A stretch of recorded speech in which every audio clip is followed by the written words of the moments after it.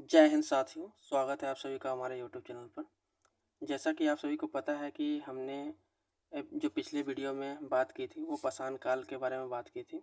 उसमें हमने जो बात किया था वो पाषाण काल में कुछ जो पूरा पाषाण काल है वहाँ तक हम लोगों ने बात कर लिया था। आज हम इस वीडियो में बात करने वाले हैं मध्य पाषाण काल एवं नव पाषाण काल के बारे में। तो आप लोग अगर पहली वीडियो ना देखे हों तो जाकर के पहले पहली वीडियो देखिएगा। उसके बाद ये आज जो वीडियो होने वाली है वो पार्ट 2 होने वाली है, जो कि मध्यकाल से स्टार्ट होगी। ठीक है, तो चलिए स्टार्ट करते हैं। और ये वीडियो काफ़ी महत्वपूर्ण होने वाली है।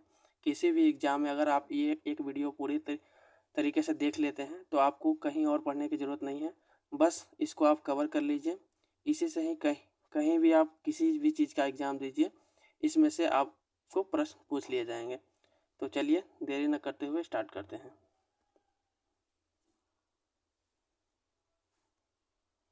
जैसा कि हम लोगों ने पिछले अध्याय में पिछले क्लास में बात कर लिया था कि इतिहास के कुछ पिता किसे कहते हैं, मानव जात, ये सब हम लोगों ने बात कर लिया था। इतिहास को कितने भागों में बांट के प्रागैतिहासिक काल, ठीक है, ये इन सब चीज़ों को हम लोगों ने पढ़ लिया था। तो हम लोग डायरेक्ट चलेंगे मध्ययुग में। यहाँ पे हम लोग पूरा पाषाण काल में किस प्रकार के औजार होते थे देख सकते हैं आप लोग। तो फिर उसके बाद कौन कौन से स्थल थे, भीमबेटका की गुफा के बारे में बात किए थे जो कि उस समय काफ़ी प्रसिद्ध थे। तो इन सब सारी चीज़ों के बारे में हम लोगों ने पढ़ लिया था।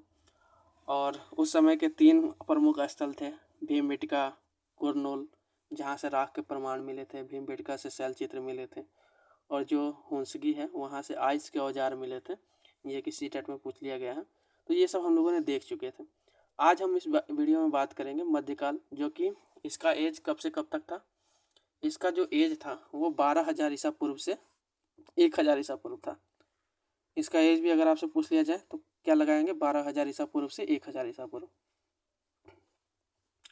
और इस एज का जो मध्य पाषाण काल शब्द था, इसका सबसे पहले प्रयोग किसने किया था, सर्वप्रथम प्रयोग किसने किया था, होडर माइकल, ठीक है, वेस्ट्रूप, होडर माइकल वेस्ट्रूप ने। अगर आपसे पूछ लिया जाए कि मध्यकाल शब्द का उपयोग किसने किया था तो होडर माइकल वेस्ट्रूप आप लोग लगाएंगे। फिर उसके बाद इसमें क्या हुआ था, इस काल में मनुष्य द्वारा पशुपालन की शुरुआत की गई थी। सबसे पहले क्या होता था कि लोग पशुओं को नहीं पालते थे, लेकिन मध्यकाल में क्या हुआ कि लोग अब पशुओं को पालने लगे। और सबसे पहला पशु क्या हुआ, कुत्ता, ठीक है, जो कि हम आगे बात करेंगे कि नवपाषाण काल में क्या हुआ कि एक जानवर पालने लगे। तो ये पहला इस काल में क्या हुआ, पशुपालन भी पालने लगे। पशुपालनों में क्या सबसे पहला जानवर कौन था, कुत्ता था। और क्या हुआ कि इस काल में मध्यपाषाण काल के उपकरणों का आकार क्या हो गया, उपकरण का आकार और अधिक छोटा हो गया, ठीक है। उपकरण जो पहले पूरा पाषाण काल में होते थे, औजार बड़े बड़े होते थे, लेकिन उसका आकार इस काल में छोटा हो गया और जो काफ़ी नुकीले हो गए, ठीक है। और इस एज को जलवायु परिवर्तन का काल भी माना जाता है। तो इसमें हम लोग 2-3 बातें याद रखेंगे। पहला क्या याद रखेंगे कि पशुपालन लोग करने लगे, ठीक है।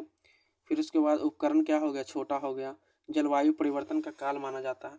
और एक आप लोग याद रखेंगे, एक और महत्वपूर्ण चीज़ें हैं कि अंत्योष्ठी कार्यक्रम, अंत्योष्ठी एक सेकेंड, इधर लिखते हैं अंत्योष्ठी, ठीक है, अंत्योष्ठी।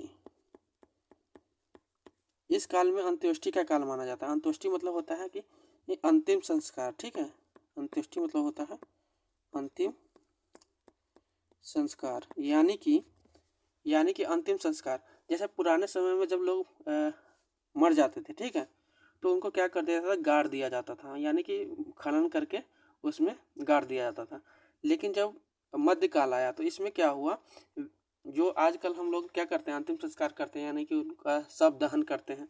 तो ये प्रक्रिया जो हुई मध्यकाल में स्टार्ट हुई, मध्य पाषाण काल में अंतिम संस्कार की प्रक्रिया प्रारंभ हुई। तो ये भी अंत्योष्ठी का जो कार्यक्रम है ये भी मध्यकाल में आया। तो ये भी काफ़ी महत्वपूर्ण है। कभी कभी पूछ लिया जाता है कि अंत्योष्ठी जो है वो किस काल का है, ठीक है, माने अंतिम संस्कार किस काल में आया, तो मध्य पाषाण काल। चलते हैं हम आगे। इसमें क्या हुआ, मध्य पाषाण काल में लोग शिकार संग्रहण के माध्यम से जीवित रहते थे, इस समय तक भी लोग खेती नहीं करते थे, ठीक है। इस समय भी लोग शिकार ही करते थे और बड़े जानवरों के शिकार करने के पैटर्न में बदलाव आया, ठीक है। छोटे जानवरों का शिकार किया जाने लगा। अब क्या हुआ कि जैसे पुरापाषाण काल में बड़े शिकारों का वो किया जाता था, ठीक है। इसमें क्या हुआ, छोटे छोटे जीव जंतुओं को भी लोग शिकार करने लगे।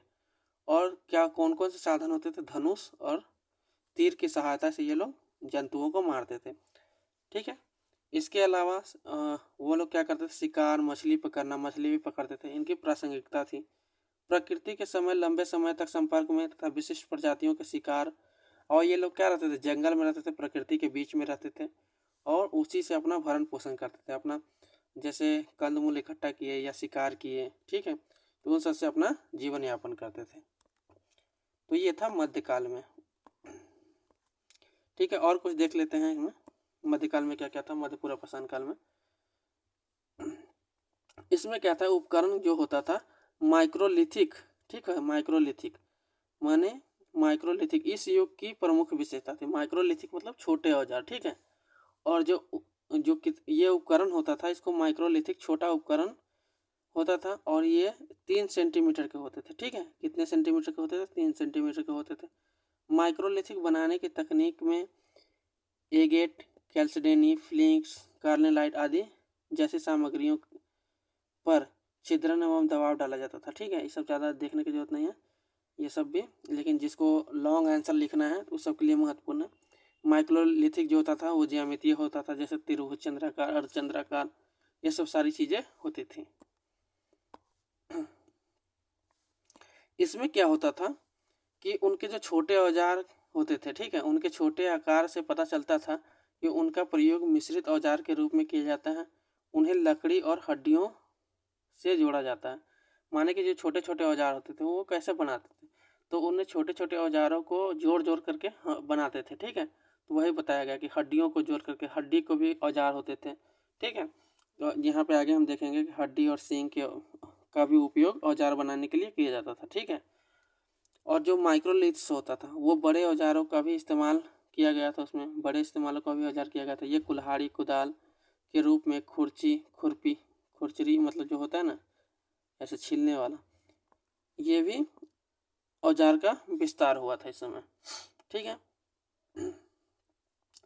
अब हम इसमें देखेंगे, इस चित्र के माध्यम से आपको दिख रहा होगा, ये जो है मध्यपाषाण काल के जो औजार हैं वो इस टाइप के होते थे कि देख सकते हैं कि ये काफ़ी छोटे छोटे औजार बनाए जाने लगे इस समय। पुरापाषाण काल में क्या होता था, इससे बड़े बड़े औजार होते, लेकिन उसके तुलना में यहाँ पे बहुत काफ़ी छोटे छोटे औजार आप लोग को दिख रहे होंगे यहाँ पे, ठीक है। यहाँ पे काफ़ी नुकीले भी हो गए, ये दिख रहे हैं आप लोग, तो ये नुकीले भी हो गए। ये सब हड्डियों के और हड्डी और सींग के भी बनाए जाते थे, ठीक है। आगे हम लोग चलते हैं। मध्यपाषाण काल के कुछ स्थल के बारे में हम लोग देख लेते हैं कि मध्यपाषाण काल के कौन कौन से स्थल थे। तो इसमें हम लोग से ये पूछ लिया जाता है कि जो महागढ़ा क्षेत्र है ये काफ़ी प्रसिद्ध है, महागढ़ा, ठीक है। महागढ़ा कहाँ पे है, तो आपसे पूछ लिया जाएगा ऐसे कि महागढ़ा किस काल का है, ठीक है। तो मध्यपाषाण काल का स्थल है, कहाँ पे है ऐसे पूछ लेगा तो उत्तर प्रदेश में, तो आप ऐसे याद रख सकते हैं, ठीक है। तो उसी तरीके से बागौर, ये महत्वपूर्ण था, ठीक है। और इसमें ये है आदमगढ़ मध्य प्रदेश में, ठीक है, ये महत्वपूर्ण है। तो ये दो तीन चीज़ें हैं। और आप ये भी ध्यान दे सकते हैं कि जो बागौर है ये दोनों महत्वपूर्ण है, आप इसको याद रखिएगा। बागौर, उसी में बात कर ले, बागौर राजस्थान जो कृषि और पशुपालन के प्रारंभिक प्रमाण है, ठीक है। डंबा महाराष्ट्र में है, ये शिकार और मछली पकड़ने के साक्ष्य के रूप में है। सराय नहर उत्तर प्रदेश में है, ठीक है। लांगनाज गुजरात में है, जो कब्रिस्तान और समाज की संरचना के लिए जाना जाता है, ठीक है। तो ये सब मध्यपाषाण काल के कुछ स्थल हैं। अब इसको चित्र के माध्यम से हम लोग देखेंगे कि डंबा, सराय, महागढ़ा, ठीक है। तो ये सब जो है मेसोलिथिक साइट्स ऑफ, ठीक है, यहाँ पे सब कुछ दिया गया है कि कौन कौन सा मेसोलिथिक एज का है, ठीक है, स्थल। यहाँ पे आप सब देख रहे हैं टिलवारा, धनेरी, ठीक है। भीमबेटका, ये भीमबेटका तो उसका है, क्या कहते हैं, पुरापाषाण काल का। तो इसमें दोनों मिक्स है कुछ कुछ, तो कुछ कुछ ऐसे हैं जो आप इसमें से देख सकते हैं। ठीक है, यहाँ पे आप लोग को दिया गया महागढ़ा जो उत्तर प्रदेश में। ठीक है, तो हम लोग महागढ़ा देख लेते हैं। यहाँ पे महागढ़ा, महागढ़ा यहाँ पे होगा। ठीक है, महागढ़ा उत्तर प्रदेश में। ठीक, इसमें दर्शाया हुआ नहीं है। तो यहाँ पे कुछ है मेसोलिथिक, ये भी मेसोलिथिक साइड है, लेकिन महागढ़ा उत्तर प्रदेश में, तो ये दिखाया नहीं गया है। तो इस तरीके से आप लोग देख लेंगे, ये सब भी मेसोलिथिक साइट है। अब हम लोग देखेंगे, अब आते हैं नवपाषाण काल में। नवपाषाण काल ये काफ़ी महत्वपूर्ण है, इससे अक्सर एग्जाम में प्रश्न पूछ लिए जाते हैं। तो हम लोग इसमें देखेंगे कि नवपाषाण काल में क्या क्या हुआ। सबसे पहले हम बात करेंगे कि इसका एज कब से कब तक था। तो जो इसका एज था 1000 ईसा पूर्व से 3000 ईसा पूर्व था। ठीक है, और इसमें क्या क्या हुआ था, तो इसमें क्या हुआ था, पहिए का आविष्कार हुआ, जिससे हम क्या करने लगे कि जैसे आज जो भी चीज़ें चलती हैं, रथ, गाड़ियाँ, तो वो सब किस के कारण संभव हो पाया है, पहिए के आविष्कार के कारण हो पाया। तो सबसे पहले नवपाषाण काल में पहिया आया। ठीक है, जिससे कारण क्या हो गया, हमें परिवहन का मार्ग अति सुगम हो गया। तो इसके कारण ही हो पाया। ठीक है, पहिए के आविष्कार के कारण ही। उसके बाद क्या हुआ कि पशुपालन में पहला पशु कुत्ता पाला गया। ठीक है, नवपाषाण काल में कुत्ते का पालन किया गया। लोग जैसे आजकल लोग शौक से पालने लगे हैं घर में कुत्ते, तो उस समय पहला जानवर था वो कुत्ता। ठीक है, लोग आवास बनाकर रहने लगे। जैसे पुराने समय में क्या होता था, पूरा इससे पहले पूरा पाषाण मध्य पाषाण काल में लोग आश्रय कहाँ लेते थे, गुफाओं में। ठीक है, गुफा में, इससे पहले। लेकिन उसके बाद क्या हुआ, लोग घर बना के रहने लगे। ठीक है, आवास हो गया, घर बना के लोग रहने लगे, घर बना के रहने लगे। ठीक है, मिट्टी के घर बना के रहने लगे या जंगलों के। ठीक है, तो उसके बाद क्या हुआ कि मनका बनाने की प्रक्रिया भी आरंभ हुई। ठीक है, मनका जो था वो बनाने की, लेकिन इससे पहले क्या थे, क्योंकि लोग क्या करने लगे थे, अब खेती करने लगे थे। ठीक है, लोग अब कोई भी चीज़ को पकाने लगे थे, इसलिए क्या हुआ था कि मनके का आविष्कार हो गया। ठीक, उसके बाद इस काल में क्या हुआ, खेती भी प्रारंभ कर दी गई। खेती में हम लोग देखेंगे कौन कौन कब ये खेती कहाँ की जाने लगी, नवपाषाण काल में, और खेती में क्या क्या होता था, क्या क्या उपजाया जाता था, उसको हम देखेंगे यहाँ पे। देखिए, सबसे पहले खेती के जो प्रमाण मिले थे, जो खेती करने लगे, वो कहाँ पे मिले थे, सुलेमान और किरथर की पहाड़ी, जो आज कहाँ पे है, पाकिस्तान में है। ठीक है, ये 7000 ईसा पूर्व, ये क्या है कि जो नवपाषाण काल 10,000 ईसा पूर्व से 3000 ईसा पूर्व है, तो इस 7000 ईसा पूर्व की बात है जब खेती शुरू की गई। और जो ये है, जो सुलेमान और किरथर की पहाड़ी है, वो कहाँ पे है, वो है पाकिस्तान में। ठीक है, मेहरगढ़, मेहरगढ़ आपसे पूछ लिया जाएगा कि मेहरगढ़ किस लिए प्रसिद्ध है, तो खेती के लिए प्रसिद्ध है। किसके लिए, यहाँ पे सबसे पहले खेती के प्रमाण मिले हैं। ठीक है, और बात कर लें अगर बुनाई और कताई का भी आविष्कार इसी युग में हुआ। जैसे सबसे पहले अगर बुनाई और कताई की बात कर लें, जैसे सूत काटना, ठीक है, बुनाई करना, या तरह तरह के आजकल महिलाएं जो होती हैं वो बुनती हैं। ठीक है, तो वो क्या हो गया कि उस समय भी ये था, नवपाषाण काल में इसकी शुरुआत हुई थी। ठीक है, अब हम लोग देखेंगे कि नवपाषाण काल के कुछ और महत्वपूर्ण तथ्य के बारे में हम लोग देखेंगे कि इस काल में मिट्टी के बर्तन, ठीक है, मिट्टी के बर्तन मिले, पॉलिश किए हुए गए पत्थर। ठीक है, उस समय पॉलिश भी होने लगा था, पत्थर के औजार तथा अस्थायी बस्तियों का विकास हुआ। ठीक है, और स्थल की बात कर लें तो भारत में नवपाषाण काल संस्कृति के 3 प्रमुख क्षेत्र थे, कश्मीर घाटी, विंध्यन घाटी, कर्नाटक। ठीक है, विंध्यन घाटी की बात कर लें तो चौपानी, मांडो, बेलन, कोल्डी हवा, कोल्डी हवा काफ़ी प्रसिद्ध है। ठीक है, उसके बाद पंचवत, महागढ़ा, इंद्री। ठीक है, तो ये हो गया। फिर उसके बाद कश्मीर घाटी की बात करें तो बुर्जहोम, जो कि बुर्जहोम किसके लिए प्रसिद्ध है, ये बुर्जहोम ये गर्तावास के लिए प्रसिद्ध है। ठीक है, गर्तावास, गर्तावास आपके लिए पूछ दिया जाएगा कि बुर्जहोम क्यों प्रसिद्ध है, तो गर्तावास, यानी कि गर्तावास मतलब होता है जमीन के अंदर जो घर होते हैं। ठीक है, जमीन के अंदर घर जो होते हैं उसी को गर्तावास कहा जाता है। ठीक है, गर्तावास कहा जाता है। तो बुर्जहोम से क्या मिले हैं, गर्तावास के अवशेष मिले हैं हमें, जमीन के अंदर जो घर होते थे वो पुराने समय भी होते थे। गुफर कराल हो गया। ठीक है, इस प्रकार से क्या है, ये सब नवपाषाणकालीन स्थल हैं। आपसे कभी कभी ये भी पूछ सकता है बुर्ज होम किस काल के स्थल हैं, गुफकराल किस, कोल्डी हवा भी कहाँ पे है, उत्तर प्रदेश में, ठीक है, यूपी में। तो ये सब आप लोग याद रखेंगे, ये सब परीक्षा के माध्यम से काफ़ी उपयोगी हैं, ठीक है। तो अब हम लोग बात इसमें देखेंगे कि जो नवपाषाणकालीन जो औजार हैं यहाँ पे चित्र के माध्यम से दिखाए गए हैं, ठीक है। तो जो नवपाषाणकालीन स्थल है कुछ आज के ज़माने के औजारों से मिल रहे हैं, देख सकते हैं, हथौड़े टाइप का है। तो काफ़ी क्या हुआ कि औजारों में, ठीक है, लोगों के रहन सहन में काफ़ी धीरे धीरे बदलाव आते गया, ठीक। तो इसी का हम लोग इसमें अध्ययन कर रहे हैं कि लोग किस प्रकार से बदलाव कर रहे थे, उनके औजार, रहन सहन, ठीक है, किस काल में वो खेती करना शुरू किए। अब हम लोग देखेंगे यहाँ पे नवपाषाण काल के कुछ स्थल के बारे में हम लोग देखेंगे। तो नवपाषाण काल में जैसा कि मैं कहा था कि मेहरगढ़, ठीक है, मेहरगढ़ होता है, मेहरगढ़ जो कि वर्तमान कहाँ पे, बलूचिस्तान और पाकिस्तान में। सबसे पहले कृषि के प्रमाण यहाँ से मिले थे, ठीक है। उसके बाद बुर्ज होम जो कि जम्मू कश्मीर में है, ठीक है, पूछ लिया जाएगा कि बुर्ज होम कहाँ पे है, जम्मू कश्मीर में है, ठीक। उसके बाद का क्या है यहाँ पे, महागढ़ा, यानी कि यहाँ पे सबसे क्या मिला, गड्ढा बस्ती, गड्ढा माने गर्तवास, जिसके बारे में हम लोगों ने बताया, पहले बात कर चुके हैं, गर्तवास, ठीक है, गर्तवास माने जमीन के अंदर घर, और पशुपालन के प्रमाण मिले हैं।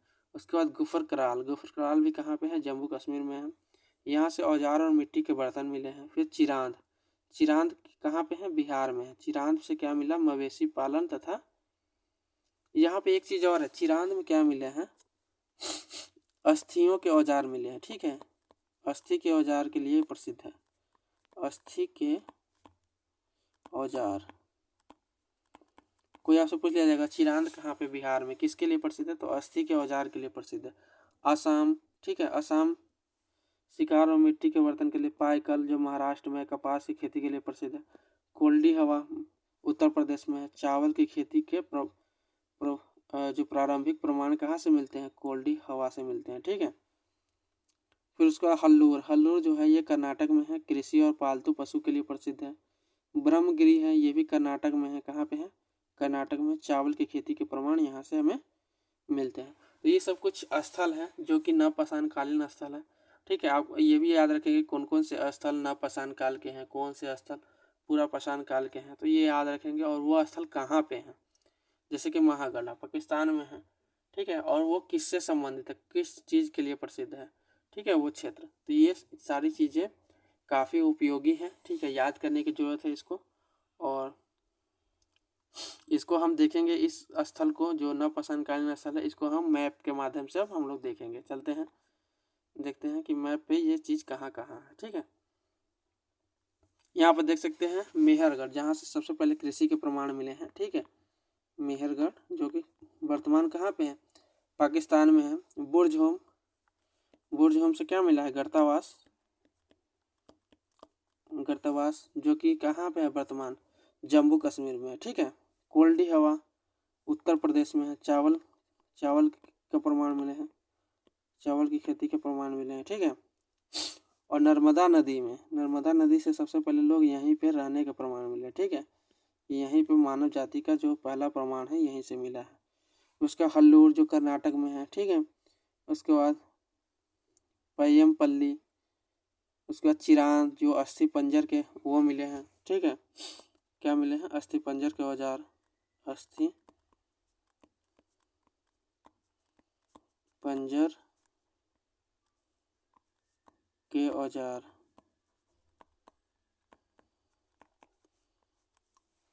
तो ये सब आप मैप के माध्यम से देख रहे होंगे, ये कुछ महत्वपूर्ण चीज़ें हैं जो आप लोग को याद रखने की ज़रूरत है, ठीक है। तो और दाओजली भी पूछ लेता है कि आपसे दाओजली कहाँ पे है, तो दाओजली कहाँ पे है, असम में है। तो ये सारी चीज़ें आप लोग याद रखेंगे। आई होप वीडियो आपको समझ में आया होगा, ठीक है। और अगर कुछ क्वेरी हो तो कमेंट में कमेंट कर देंगे, और मिलते हैं नेक्स्ट वीडियो में, ठीक है। जय हिंद, जय भारत। वीडियो अगर अच्छी लगी हो तो लाइक करिए, सब्सक्राइब करिए एंड शेयर करिए।